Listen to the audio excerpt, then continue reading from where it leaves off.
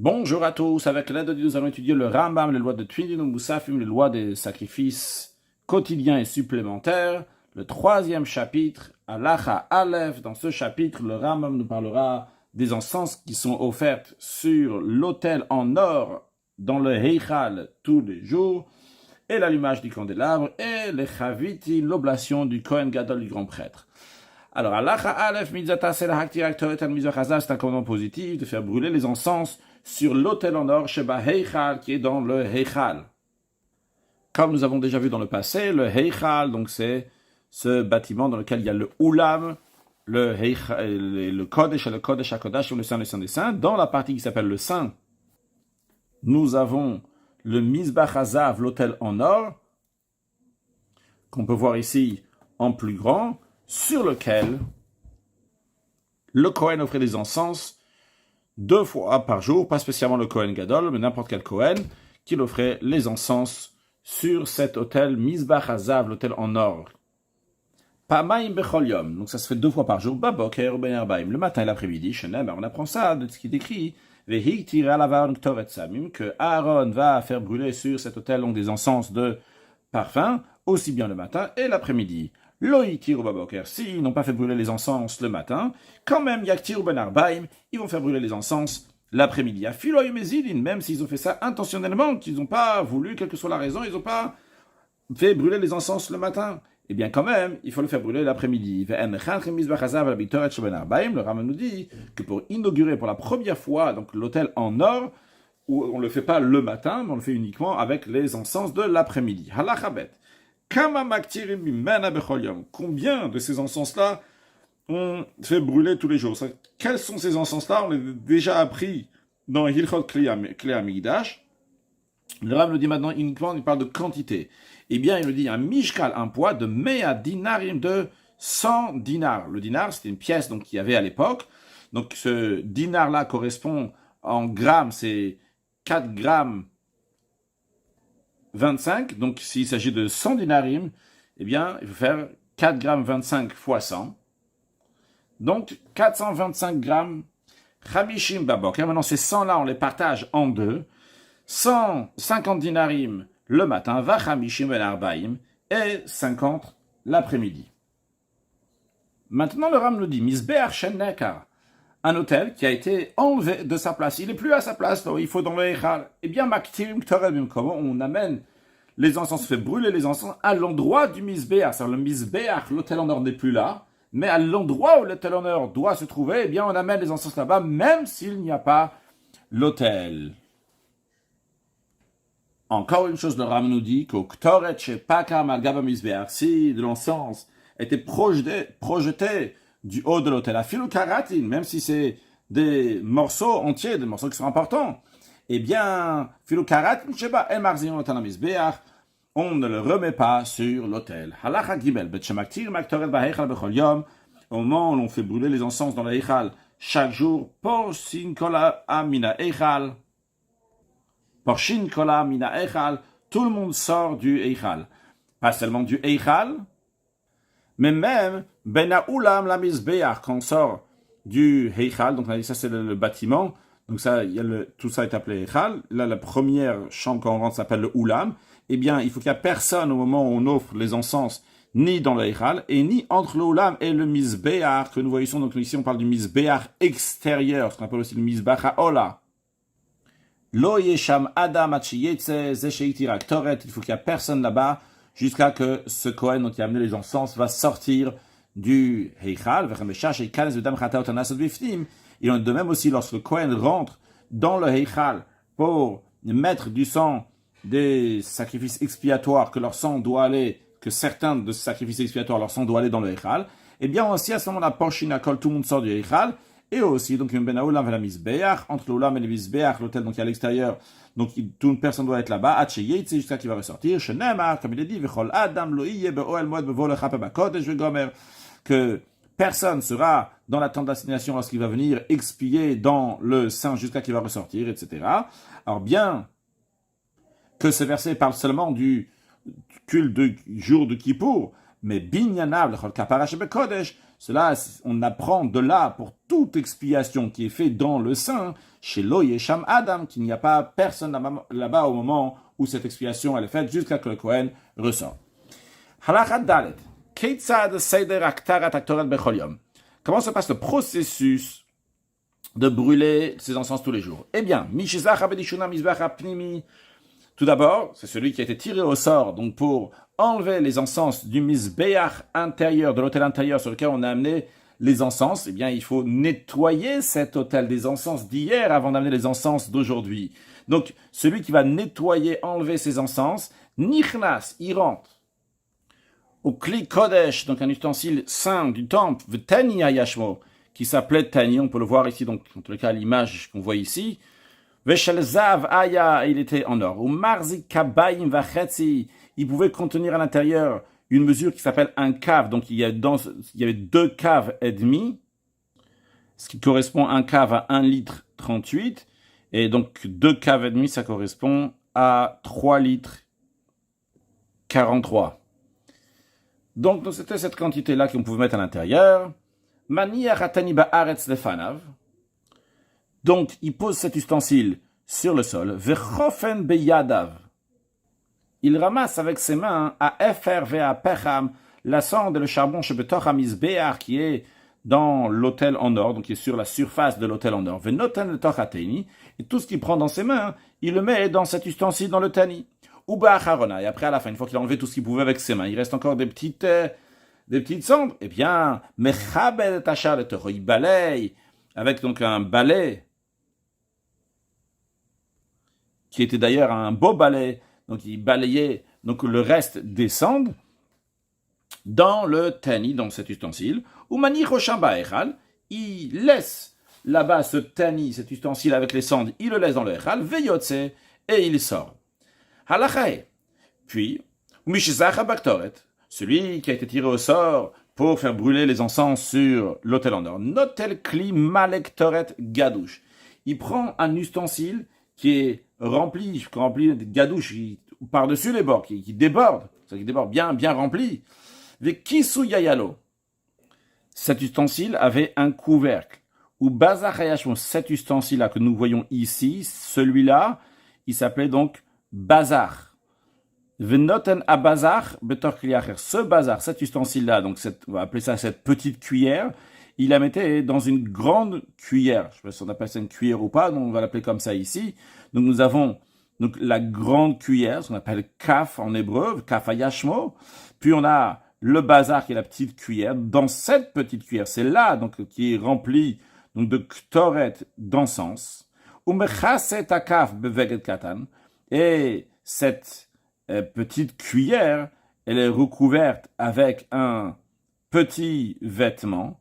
En vérité, cette petite cuillère, toute la cuillère, la kaf. En vérité, c'est pas seulement, il y a écrit clairement, kaf katan. Donc, c'est toute la kaf, même la grande cuillère, tout est recouvert donc avec un petit vêtement, avec un petit tissu.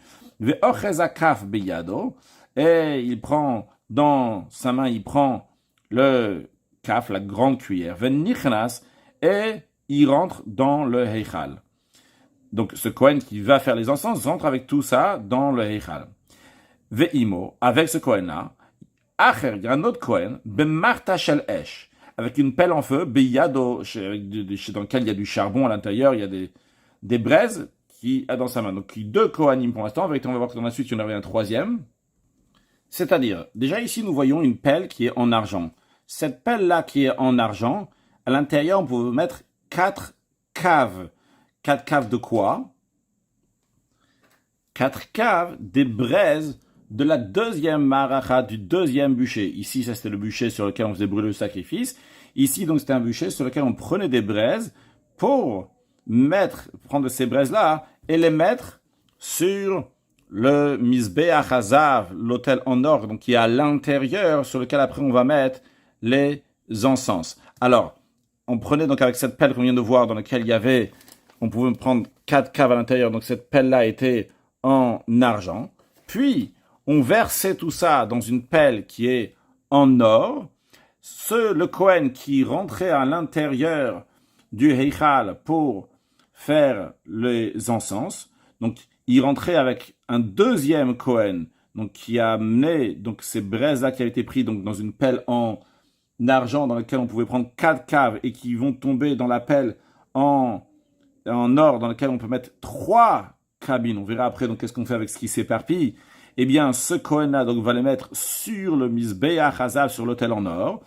Puis après le Kohen, donc il a un ami ou un proche de famille, donc il va l'aider pour prendre tout ce qu'il y avait dans le bazar, pour que tous les encens qui sont à l'intérieur vont être vidés dans ses mains et qu'après de ses mains, il va mettre directement sur le Mizbeach. Voyons ça sur le texte. Comment ces braises-là sont prises de l'autel, donc il y a à l'extérieur, comme on a montré, chez Zachava Martha, celui qui a tiré au sort, donc qui a gagné donc ce mérite-là d'apporter l'appel de braise, le Ker Martha Shel Kesef, il prend une pelle en argent, il monte sur le sommet de l'autel, il dégage des braises de part et d'autre. Il prend des braises parmi celles qui ont été consumées dans le deuxième bûcher. Il descend de l'autel avec cette pelle-là, avec les braises dans sa main. Et il les verse dans une pelle qui est en or. Donc on a dit tout à l'heure que cette pelle qui est en or, on peut prendre ça en 3 cabinets. Dans la pelle initiale, il y en avait 4. Alors, s'ils sont éparpillés, donc de ces braises-là, un cave de braise, ou un peu moins que cela, mechav dans la hama, il les balaye. Dans la hama, c'est le canal d'écoulement qui traverse donc la cour du Beth Amikdash le Parvis, le Lazara, ou be Shabbat, si c'est Shabbat, donc il n'a pas le droit de les prendre. Cal, s'il va les balayer, il va les mettre dans le canal, c'est sûr, donc il va les éteindre, on n'a pas le droit d'éteindre pendant Shabbat. Alors, pendant Shabbat, Kofé Alen à Psarter. Il recouvre les braises avec un grand récipient qui s'appelle le Psarter. On peut appeler ça un cendrier, c'est une sorte de grande marmite. Il met ça au-dessus des braises. Ve'im dit pazer yater al kav. Et si c'est éparpillé donc de la pelle en argent dans lequel il y avait 4 caves, il y a plus qu'un cave qui s'est éparpillé, donc qui se trouve que dans la pelle en or, avec laquelle il va rentrer dans le Mizbeach en or pour les encens, il n'y aura pas 3 cabines, vu qu'il y a plus qu'un cave qui s'est éparpillé. Dans ces cas-là, il doit à nouveau prendre des braises de l'autel. Vu qu'on a parlé du psarter, le Rav nous dit que ce psarter, ce grand cendrier, cette grande marmite-là, il servait à 3 choses. Un, kofinoto ala gichalim, on le renverse donc on le met au-dessus donc de ces braises qui sont éparpillées pendant le jour de Shabbat, comme on l'a expliqué dans la halakha précédente. Vea la sheretz be Shabbat, s'il y a un reptile qu'on trouve dans le temple donc pendant Shabbat, on n'a pas le droit d'enlever ce reptile-là parce que c'est mouktsé, donc on met ce psarter au-dessus pour pas que les Kohanim vont se rendre impurs. Donc il s'agit donc des 8 reptiles que la Torah elle dit que lorsqu'ils sont morts, ils rendent impurs. Troisième chose, avec ce psarter, on fait descendre donc les cendres qu'il y a sur l'autel extérieur, en plus du fait qu'on avait déjà appris que tous les jours, donc il y a tout matadash et on prend donc des cendres qui sont sur l'autel, mais après donc les quantités qui restent, ça on les fait descendre avec le psarter. Halacha zayin ou magdim lifnem. On repart à celui qui a enlevé les cendres de l'autel intérieur de l'autel en or et il avait laissé son ustensile donc, dans le heichal. Alors lui, il va en avant, et il reprend donc cet ustensile dans lequel il y a les cendres de l'autel. Il se protège, et il sort. Puis, celui qui est rentré avec le Kohen qui va offrir les encens, il est rentré avec lui avec une pelle dans laquelle il y a des braises. Il verse le tas en tas comme ça, donc ces braises-là, sur le Mizbeach intérieur. Et il les étale beshoule à Martha, avec la partie inférieure de la pelle.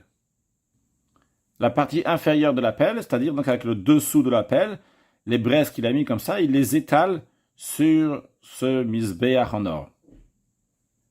Puis, Vezesh biyado akaf, le Kohen, donc il a la grande cuillère dans laquelle donc il y a les encens, celui qui va mettre les encens. Notela bazar mitoch akaf. Il prend le bazar, donc la petite cuillère de la grande cuillère. Dans la petite cuillère, on a dit qu'il y a les encens, qu'on a montré dans le bazar ici, qu'il y a les encens. Donc il enlève donc le bazar de la cave. Puis, donc il donne à son ami donc qui est avec lui. Alors je viens de réaliser que sur l'image, j'ai inversé. Ça c'est le Kohen qui est venu l'aider. Ça c'est ce Kohen-là, donc il va amener les encens. On peut voir ici, donc il a pris la petite cuillère dans ses mains, il est en train de verser donc les encens qu'il y a dans la petite cuillère, il est en train de les verser dans ses mains. On va voir dans l'instant, donc ça s'éparpille un peu. Alors celui qui est là pour l'aider, il va l'aider donc pour remettre encore donc un maximum dans ses mains. Donc il donne à son ami ou à son proche, et il voit donc si il y a des encens qui se sont éparpillés, qui sont tombés donc dans la cave, dans la grande cuillère, eh bien, à quoi sert? Ça l'aide aussi donc à Uvokro, donc son ami ou bien son proche. Donc il le met dans les pommes de ses mains comme ça, donc il va bien pour bien les remplir. Donc il dit ça, il lui donne ce qui s'est éparpillé donc avec les encens qui est dans le bazar. Donc il met tout ça donc dans ses mains avec aussi bien ce qui a débordé, aussi bien ce qui était dans le bazar. Et celui qui est venu l'aider, à son tour, il se prosterne et il sort. Donc maintenant, on s'apprête maintenant à qui va faire brûler les encens.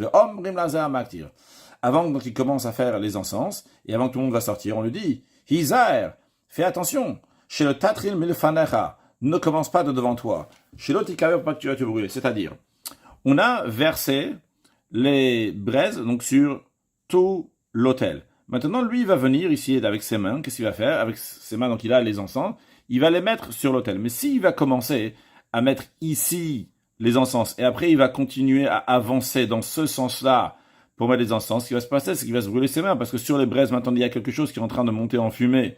Donc s'il met ici, et après il rajoute des braises ici, eh bien il va se brûler. C'est pour ça qu'on le dit, donc de commencer de ce côté-là, et comme ça, avancer jusqu'à qu'il a mis des encens donc sur toute la surface de l'autel, mais dans un sens qui ne va pas se brûler. Au matre, il commence donc à les mettre en fumée. Et il verse donc les encens sur le feu doucement, comme quelqu'un qui tamise de la farine, jusqu'à qu'elle va s'étaler sur tout le feu.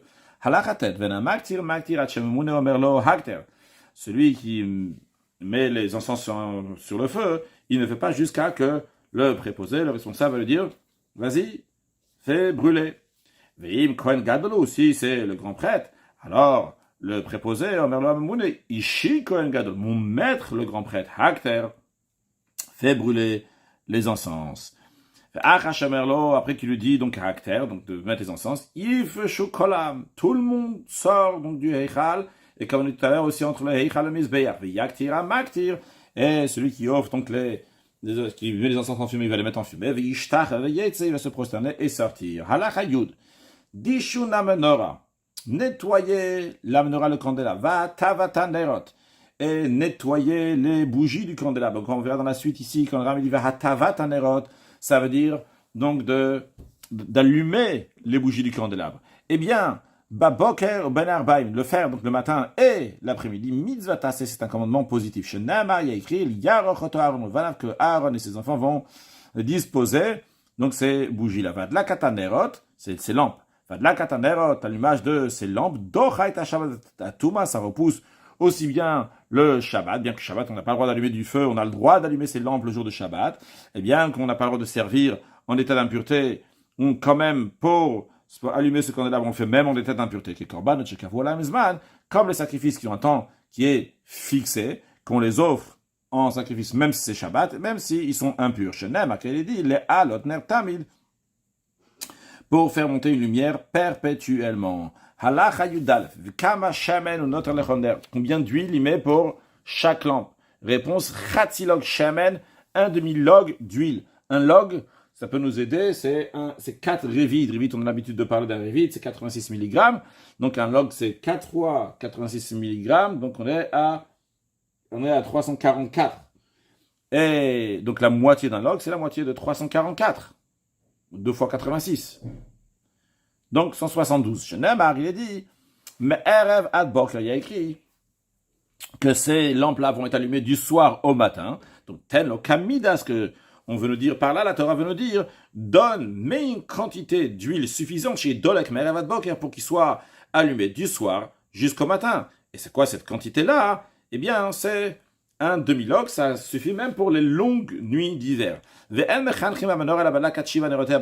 Rav nous dit que l'inauguration de la menorah, c'était la première fois qu'on allume la menorah, c'est avec si on fait ça la première fois, c'est avec l'allumage des 7 bougies, mais l'après-midi, non pas le matin. Halacha yudbet, ma'u dishun menorah. De quoi s'agit-il lorsqu'on a parlé tout à l'heure de nettoyer les cendres du candélabre? Réponse, kol ner shekava. Toute bougie, toute lampe qui s'est éteinte. Messira ptila, il enlève la mèche. Mais kol hashemen shebaner, et toute l'huile qui est dans cette lampe. Mais kancho, et il le sèche, il enlève tout. Venoten bo ptila acheret, et met une nouvelle mèche. Shemen acher, et à nouveau de l'huile. Bemida, la quantité qu'il faut. Vchatilog, donc comme on a dit dans l'alakha précédent, donc c'est un demi-log. Vezeshe hesir, et ce qu'il a enlevé, donc la mèche, l'huile. Mashlichu bimkoma deshen, il le jette, il le met à l'endroit donc du deshen. Donc, on met les cendres qui est Etzela Mizbeach, qui est à côté du Mizbeach extérieur. On avait déjà parlé de ça dans le chapitre précédent, lorsqu'on avait parlé qu'il descendait donc avec les braises qu'il avait pris de l'autel et qu'il les mettait donc de ce côté-là, donc à côté du Mizbeach extérieur. Donc, c'est aussi ici là qu'il va mettre le Dishun Menorah, donc ce qu'il a enlevé donc de la Menorah.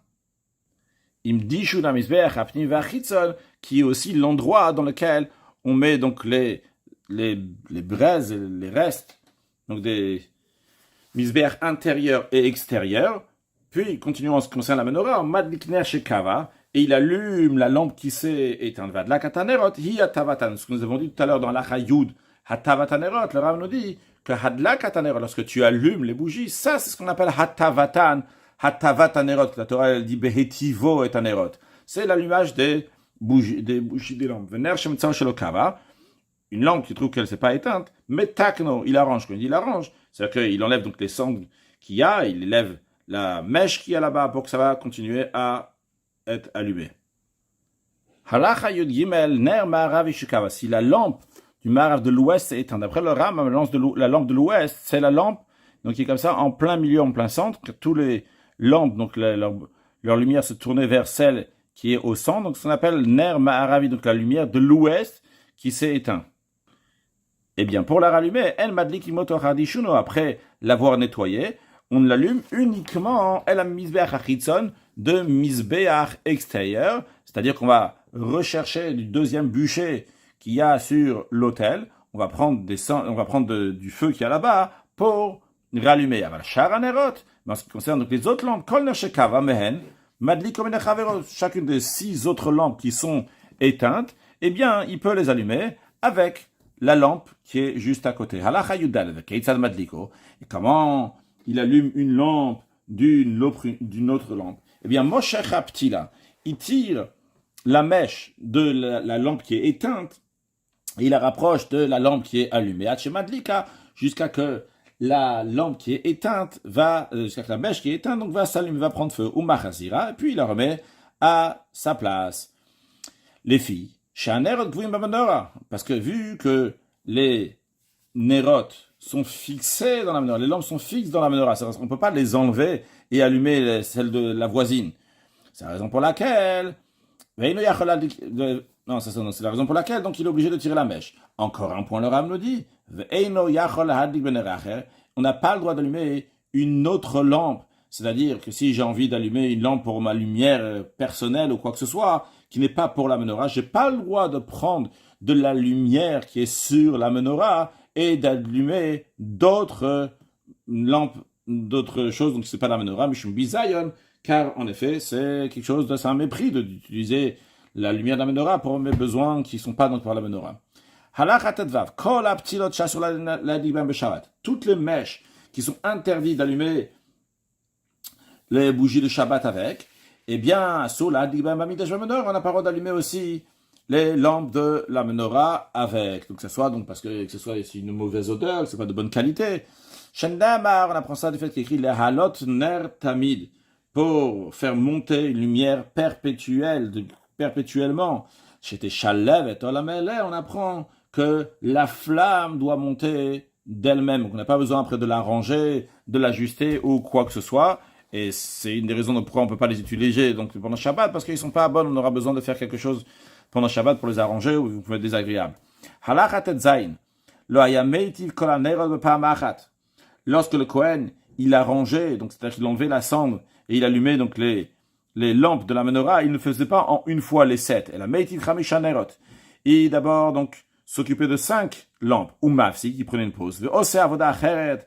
Et il faisait donc un autre travail, quelque chose d'autre. Donc en général, donc il y avait les ktoret, donc qui étaient au milieu entre les 5 et les 2 dernières. Et après seulement, il rentrait dans le Heichal et il allumait les 2 autres bougies qu'il n'avait pas encore allumées. Le but de ça, c'est pour susciter de l'agitation, pour mettre une ambiance que ça bouge beaucoup dans la Hazara, dans le parvis, dans la cour du temple. Chaque lampe qui s'est éteinte et rallumée à partir d'une autre de ces lampes, comme on l'a déjà expliqué dans la Chayut Gimel. Comment se passe la procédure de l'arrangement des lampes? Eh bien, le Ram nous dit, celui qui a été tiré au sort pour nettoyer les cendres, pour enlever les cendres de la menorah. Nichnas, il rentre dans le Heichal, ou klibiyado, et un ustensile dans sa main. Cet ustensile-là avec kouz shmo. Il s'appelle kouz, cet ustensile avec lequel il rentrait. Veshelza avaya. Ce kouz était en or. Domelekitan gadol, il ressemble à une grande cruche. Medashenbo et aptilot shikavu. Donc il met donc les cendres qu'il enlève et des mèches qui sont éteintes, et l'huile qui reste dans la lampe, et il allume donc 5 bougies, 5 lampes, puis il va déposer le kouz devant la menorah.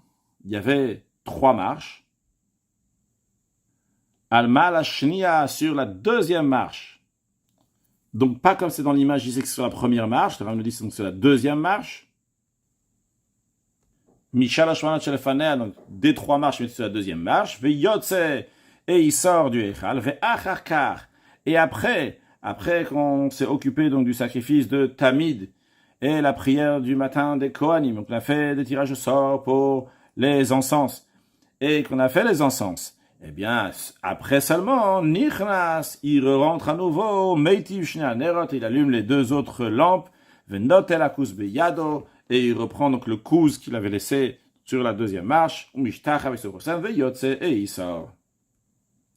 Chavite Kohen Gadol, le Kohen Gadol, le grand prêtre, devait amener une mincha, une oblation, tous les matins et tous les après-midi. La manière de préparer, c'était qu'on prenait un isaron, donc c'est une mesure de farine, et ce isaron-là était partagé en 2, une partie était offerte le matin, et une partie l'après-midi. Donc cette oblation-là, mitzvah tasela kivan bechol yom, cette oblation, c'est pour le Kohen Gadol, c'est une obligation de l'offrir tous les jours, mertzaba boker im tamid shel shachar, donc une moitié qui est offerte le matin, avec donc, aux alentours donc, du sacrifice du matin quotidien du matin, au Merza Ben Arbaim, et l'autre moitié l'après-midi, Tamid Ben Arbaim, dans les alentours, qu'on offre le moment où on offre donc, le sacrifice le quotidien de l'après-midi. Velishatan vafiyatan, le pétrissage de cette oblation, la cuisson de cette oblation, Dochin et Shabbat vetatuma, repousse le Shabbat, bien qu'on n'a pas le droit de pétrir, on n'a pas le droit de cuire pendant Shabbat, et dans un état d'impureté, on n'a pas le droit de le faire, mais ça repousse, comme on l'a dit tout à l'heure, que tout sacrifice que la Torah a fixé un moment précis pour l'amener, ça repousse le Shabbat, ou bien l'état d'impureté. Nous on apprend que ça repousse le Shabbat. Pourquoi pas pétrir et faire cuire la veille de Shabbat. Et après seulement, il va l'offrir donc le lendemain matin, le lendemain après-midi. Donc préparer vendredi pour Shabbat. La raison, elle est, Shannem, il a dit à propos de ces minchat tout fine, minchat pitim, on apprend tout fine, nos sages disent, teafena na'a, ça veut dire que tu vas le cuire, que ça soit bon, que ça soit agréable. Pas que ce soit déjà cuit d'avant, que c'est pas aussi frais que ça. Ça, c'est un premier point pourquoi on le faisait, donc le Shabbat même, et pas avant Shabbat. Mais une deuxième raison, si on va la cuire avant Shabbat, tipa, elle va être disqualifiée par le fait qu'elle est restée dans un ustensile sacré. Elle a passé la nuit dans un ustensile sacré. On a déjà appris plusieurs fois que quand il y a quelque chose qui passe la nuit dans un ustensile sacré, il devient disqualifié. Et vu que, où est-ce qu'on le fait cuire? On fait cuire dans une machechet. Cette machechet-là, cette poêle, mikliya kodeshi. Elle fait partie des Kliya Kodesh, elle fait partie des ustensiles sacrés, comme on a appris dans Maaseh Korban. C'est la raison pour laquelle on préparait donc cette mincha du Kohen, donc cette ravit, on la préparait déjà avant on ne préparait pas avant le Shabbat, on la faisait le Shabbat même. Halacha Yutet, Trinat Sultan. La mouture de la farine de cette oblation du Kohen, Vehakadatan, et le tamisage de cette farine. Ça se fait bachutz, à l'extérieur de la Hazara, et ça ne repousse pas le Shabbat, on peut très bien le faire avant Shabbat. Si un Kohen, on parle d'un Kohen Gadol, qui a amené donc la moitié de son oblation le matin, comme il se le doit, vu qu'on a dit tout à l'heure qu'il y a un Issaron à amener, donc il fait le Issaron le matin, et ce Issaron après il est partagé en deux. Donc il a amené la moitié qu'il fallait le matin, et avant l'après-midi, ou Met, il est mort, Nitma, il est devenu impur, Nolad Bomoum, ou bien il a présenté un défaut physique, il ne peut plus officier dans le temple, donc il y a un nouveau Kohen Gadol qui a été nommé à sa place. Eh bien, le deuxième Kohen Gadol, lo yavi chatzi Issaron mi beto, il va pas amener un demi-Issaron pour cette oblation de Chavit qu'il donnait l'après-midi de sa propre poche, littéralement donc de sa maison. Velo chatzi Issaron shel Rishon, il ne pourra pas prendre non plus la moitié du Issaron de Kohen Gadol numéro 1 qui était Kohen Gadol le matin, pour offrir donc la deuxième moitié de ce qu'il a amené le matin. Non, elle a mevi Issaron Shalem. Le processus sera qu'il va amener un Issaron entier, ce deuxième Kohen Gadol qui est nommé à partir de cet après-midi, en fin de matinée, en tous les cas, après que l'autre, il ne peut plus officier. Donc le deuxième va amener un Issaron entier, et il va le partager en deux, ou Makriv Merza, et il va offrir donc la moitié de ce Issaron donc pour l'après-midi, ou Merza Aved, et l'autre moitié, elle est perdue. Donc, donc il se trouve qu'il y a deux moitiés de Issaron qui ont été offerts. Donc la moitié de Issaron du premier Kohen Gadol le matin et la moitié du deuxième Issaron du Kohen Gadol de l'après-midi. Et il y a deux moitiés donc qui ont été perdues. Qu'est-ce qu'on en fait avec ces deux moitiés qui sont perdues, qu'on ne peut pas offrir? On les laisse jusqu'à qui vont changer d'apparence. Après, on va les amener littéralement à la maison de brûler, on brûle, mais c'est à l'endroit où on brûle, qu'on va en parler dans un instant. De même s'il a été perdu, ou bien devenu impur l'autre moitié de l'après-midi. C'est-à-dire que le Kohen Gadol a amené donc ce demi-Issaron le matin, il reste encore un demi-Issaron pour l'après-midi, ce demi-Issaron a été perdu, ou bien il est devenu impur. Et bien dans ce cas-là aussi, on va amener un nouveau Issaron en entier et on va partager ce Issaron-là en deux. On va amener un demi-Issaron pour l'après-midi et les deux autres moitiés donc seront brûlées. Où est-ce qu'on va les brûler? On va les brûler une fois que ils ont changé d'apparence. Où est-ce qu'on va les brûler? Ba'azara, dans la Hazara. Comme on l'avait déjà appris dans les lois de Maaseh Korbanot, qu'il y a 3 endroits dans lesquels on fait brûler, et un d'eux, c'est dans la Hazara même, dans la cour du temple. Halacha Chavbet, Met Kohen Gadol Beshachrit, Achashegrim Chatzi Issaron. Le Kohen Gadol, il a offert le matin son demi-Issaron, et après, il est mort. Velo minu Kohen Acher Tartav, et ils n'ont pas encore nommé un autre grand prêtre. Eh bien, mais Vina Yorshin, les héritiers du Kohen Gadol qui est mort, eux vont amener Issaron Shalem, un Issaron en entier. Donc pas un demi-Issaron, un Issaron en entier de farine, avur kaparato, pour son expiation. Ve'osin ota chavitin, et ils en font donc cette oblation de chavitin. Ou shleima aita kreva, donc entier, le Issaron en entier, il était offert. non pas un demi-Issaron. S'il serait vivant, il aurait amené un demi-Issaron. Donc il est mort et c'est les héritiers qui l'amènent, donc ils amènent un Issaron en entier. Met Kohen Gadol Kodem Shiakivu Baboker. Si le Kohen Gadol, il est mort, avant qu'on va offrir ce Issaron, ce demi-Issaron, donc du matin, il y avait Issaron qui était prêt, et il n'a rien offert encore. Velominu Kohen Achertata, ils n'ont pas encore nommé un autre Kohen. Makrivin Ota Issaron Shalem Baboker, Ve Issaron Shalem Menarbaim.